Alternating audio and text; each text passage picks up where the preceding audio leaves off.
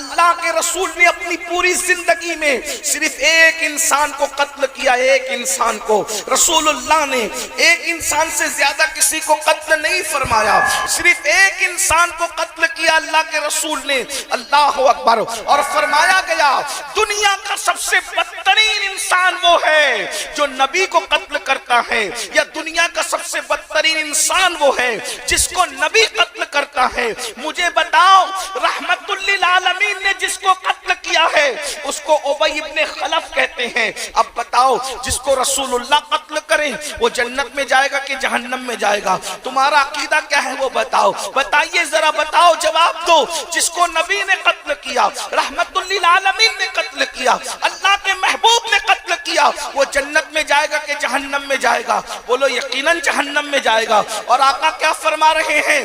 جس کو رسول اللہ نے اپنے ہاتھوں سے قتل کیا ہے ابی ابن خلف، جو نماز نہیں پڑھے گا وہ اسی کے ساتھ اٹھے گا۔ اب تم ان کے ساتھ اٹھو گے نماز نہ پڑھنے والوں، تو تمہارا حشر کیا ہوگا، تمہارا انجام کیا ہوگا؟ آج کتنی سادگی سے ہمارا جوان کہتا ہے مولانا ہمیں ٹائم نہیں ملتا نماز پڑھنے کے۔ نماز ایک 10 منٹ کا ٹائم لگتا ہے، نماز کے لیے صرف 10 منٹ کا ٹائم، 10 منٹ سے زیادہ کا وقت نہیں لگتا، اور ہم نماز چھوڑ رہے ہیں۔ اور یہ دماغ کے اندر خبط ہے کہ نماز نہیں بھی پڑھے تو چلتا ہے، نماز نہیں بھی پڑھے تو جنت میں جائیں گے۔ بہت معافی کے ساتھ، آپ برا نہیں مانیں گے، میں سچی بات کروں، لوگ میری بات کا برا مانتے ہیں لیکن آپ لوگ نہیں مانیں گے۔ آپ کیا سوچتے ہو میں غوث پاک کا مرید ہوں تو میں تو جنت میں چلا جاؤں گا، مجھے غوث پاک بخشوا لیں گے؟ میں غریب نواز کا مرید ہوں، مجھے غریب نواز بخشوا لیں گے؟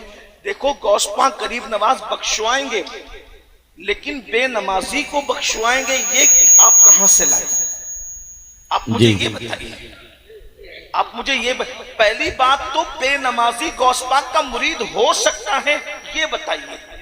اللہ اللہ کیا اللہ، بے نمازی، بھائی بے نمازی مولانا کا تو مرید ہو سکتا ہے لیکن بے نمازی غوث پاک کا مرید نہیں ہو سکتا۔ اللہ اللہ، یہ جو دماغ میں خبط ہے نا کہ ہم نماز نہیں بھی پڑھیں گے تو جنت میں جائیں گے، یہ جھوٹ ہے۔ یہ شیطان نے تمہاری فکر کو اغوا کیا ہے، تم شیطان کے ہاتھوں کٹ پتلی بنے ہو۔ تمہیں پتا ہے سرکار غوث اعظم کا یہ قول کتنا مشہور ہے کہ حضور غوث پاک فرماتے ہیں اگر بے نمازی مر جائے اسے مسلمانوں کے قبرستان میں دفن مت کرو۔ تو جو غوث پاک بے نمازی کو مسلمانوں کے قبرستان میں قبول نہیں کرتے، وہ غوث پاک بے نمازی کو اپنے سلسلے میں کیسے قبول کریں گے؟ اللہ اکبر۔ 3 گھنٹے 5 گھنٹے جلسوں میں بیٹھنے والوں، کیا تم اللہ کے لیے 10 منٹ کا ٹائم نکال سکتے ہو؟ مولانا کے لیے 3 گھنٹے کا ٹائم نکالا، مولا کے لیے 10 منٹ کا ٹائم نکالا، دوستوں کے لیے اتنا وقت نکالا، کیا اللہ کے لیے بھی آپ نے ٹائم نکالا؟ بولو روزی اللہ دے رہا ہے، رزق اللہ دے رہا ہے، عزت اللہ دے رہا ہے، صحت اللہ دے رہا ہے، سب کچھ اللہ دے رہا ہے، نماز نہیں پڑھتے تو پھر اللہ اللہ ہے۔ یاد رکھنا بے نمازی کو اتنی دردناک سزا۔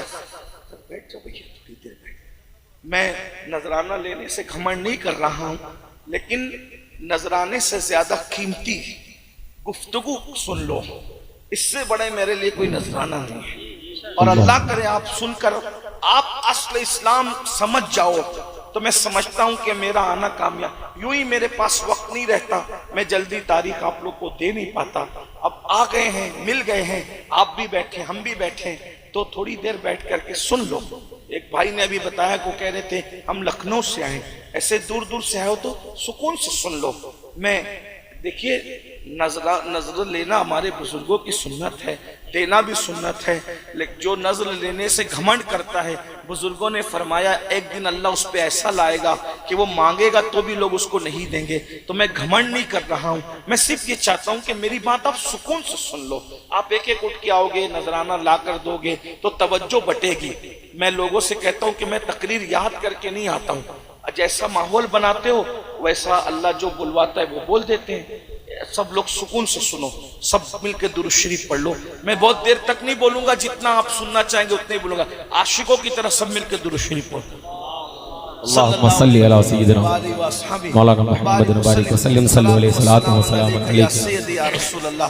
سنیے صلی اللہ تعالی علیہ وسلم. بات کو غور سے سنیے.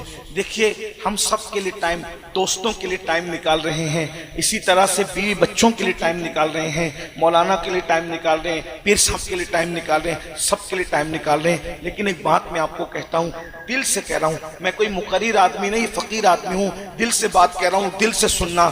جس دن ہم مر جائیں گے اس دن بیوی بھی قبر میں نہیں آئیں گی، اس دن ہمارے پیر صاحب بھی ہماری قبر میں. یہ پیر صاحب سے مراد یہ جو ہم لوگ جو کہلاتے آج کل کے دنیا والے پیر صاحب، اللہ والوں کی بات نہیں کر رہا ہوں، میں آج کل کی بات کر رہا ہوں. اللہ ماشاءاللہ کے ساتھ یہ نہیں آئیں گے قبر میں. میرے بھائی اتنا یاد رکھنا، میں آپ کو پیروں سے بدزن کرنے نہیں آیا اور میں سچے پیروں کی بات نہیں کر رہا ہوں. لیکن ایک بات کہوں بھائی، ہم بیمار پڑ جاتے ہیں تو یہ لوگ ہمیں دیکھنے نہیں آتے، ہم پریشان ہوتے ہیں، ہماری خیریت نہیں پوچھی جاتی. ہماری قبر میں کون آئے گا بھائی یہ بتاؤ؟ ہماری جو قبر کے اوپر مٹی ڈالنے نہیں آئے گا وہ قبر کے اندر کیسے بچانے آئے گا؟ یہ تو اپنے آپ کو دھوکہ مت دیجیے. آپ بیوی بھی نہیں آئے گی، بچے بھی نہیں آئیں گے. یہ مقرر جس کے پیچھے آپ بھاگ رہے ہو نا دیوانوں کی طرح، اس کو خبر بھی نہیں ہوگی کہ تمہارا انتقال ہو گیا ہے. کچھ نہیں ہے. آج کل تو بھائی جس کے پاس دولت ہے اسی کی خیریت پوچھی جاتی ہے، جس کے پاس مال نہیں ہے کوئی اس کی خیریت بھی نہیں پوچھتا. جنازے بھی امیری اور غریبی میں بٹ گئے، شادیاں بھی امیری اور غریبی میں بٹ گئی، اسی طریقے سے خیر خیریت بھی امیری اور غریبی میں بٹ گیا، دعوتیں بھی امیری اور غریبی میں بٹ گئی. کوئی کسی کا پرسان حال نہیں ہے. لیکن وہ میرا اللہ جس کے یہاں غریبی اور امیری میں فرق نہیں ہے، وہ میرا اللہ جس کے یہاں کالے گورے میں فرق نہیں ہے، وہ میرا اللہ جو اپنے بندوں سے کروڑوں ماؤں سے زیادہ پیار کرتا ہے. دھیان سے سنو، وہ اللہ اپنے بندوں سے کروڑوں ماؤں سے زیادہ پیار کرتا ہے. میں کروڑوں ماؤں کہنے کی جرات کر رہا ہوں اس لیے کہ میرے اللہ کی شان کی کوئی حد نہیں ہے، میرے اللہ کی طاقت کی کوئی حد نہیں ہے، تو اس کی محبتوں کی بھی کوئی حد نہیں ہے. وہ اپنے بندے سے کتنا پیار کرتا ہے. میرے بھائی اللہ کے پیار کو محسوس کرو، میرے بھائیوں اللہ کے پیار کو محسوس کرو. اللہ ہم سے کتنا پیار کرتا ہے. ہم تو یہ کہتے ہیں ہم سے کوئی پیار کرے نہ کرے ہمیں کسی سے کوئی مطلب نہیں ہے. ہمارا اللہ ہم سے پیار کرتا ہے، ہمارا رسول ہم سے پیار کرتا ہے. اور ہمارا اللہ کتنا پیار کرتا ہے ہم سے، کروڑوں ماؤں سے زیادہ. ہمارا نبی ہم سے کتنا پیار کرتا ہے. ہم پیدا بھی نہیں ہوئے تھے تب بھی وہ رات رات پر ہمارے لیے مغفرت کی دعائیں کرتے تھے. تو ہم اللہ کا رسول ہم سے محبت کرتا ہے، اللہ ہم سے محبت کرتا ہے. اب مجھے بتاؤ وہ اللہ روزی کون دیتا ہے؟ اللہ دیتا ہے. ہمارے گناہوں پہ پردے کون ڈالتا ہے؟ اللہ ڈالتا ہے. اللہ اگر کھانے کی طاقت چھین لینا تو تمہاری فریج بھری ہو پھر بھی تم کھا نہیں سکتے. شوگر کے مریضوں سے جا کے پوچھو، مٹھائی کی دکان ہے پھر بھی مٹھائی کھا نہیں پا رہا ہے. اللہ نہیں چاہتا نا، نہیں چاہتا. دیکھو اللہ تمہیں کھلا رہا ہے، تم کھا رہے ہو. اور یاد رکھو دنیا میں ایسے بھی لوگ ہیں میرے جوانوں جو نیند کی 4 گولیاں کھاتے ہیں مگر ان کو سکون کی نیند نہیں آتی.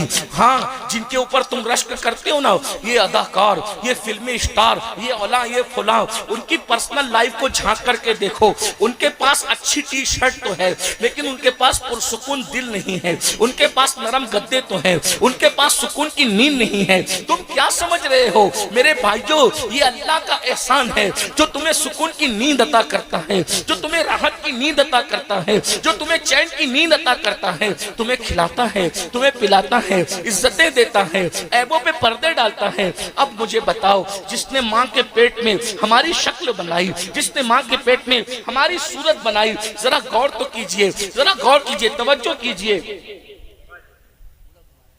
وہ چھوڑ سن لو، پسینہ آتا ہے آنے دو. آقا فرماتے ہیں مزدور کی مزدوری اس کا پسینہ سوکھنے سے پہلے دے دو. میں اللہ کی بارگاہ میں یہ مزدوری کر رہا ہوں، غلامی کر رہا ہوں. میرے اوپر توجہ نہ کریں، آپ میری گفتگو پہ توجہ کریں. سب سن